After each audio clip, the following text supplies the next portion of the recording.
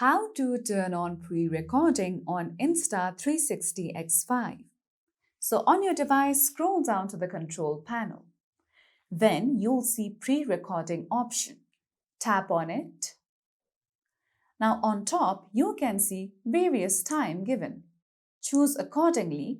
So in my case, as I choose 30 seconds, once you choose a specific time, you will be able to save the video for 30, 45 or 60 seconds before you press the record button.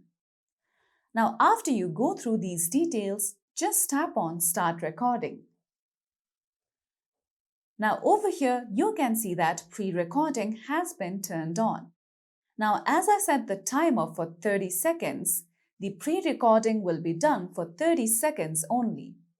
You can tap on it in order to stop pre-recording. So, follow these easy steps in order to turn on pre-recording on Insta360 X5. So that's it for today's video, and at last, don't forget to subscribe to our YouTube channel.